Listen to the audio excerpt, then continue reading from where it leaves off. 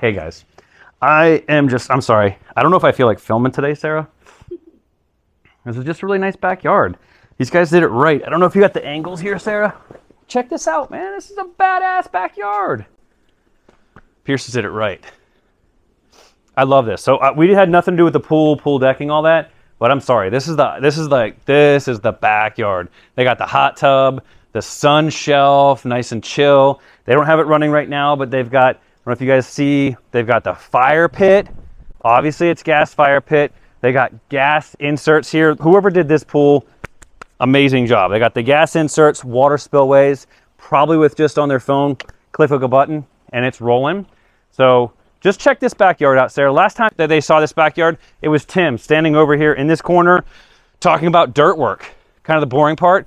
We're the fun part. Look at this backyard. How awesome is this? Synthetic turf wrapping the entire backyard. This homeowner never has to mow their backyard ever again. It's sick. No more fertilizer. They got a year's worth of watering, fertilizing most of their plants. After that, they even chose easy stuff back here. I believe this is muley grass, dwarf firebush, canna lilies. They wanted something easy because they want to spend their time having fun in this backyard. Hope you enjoy it.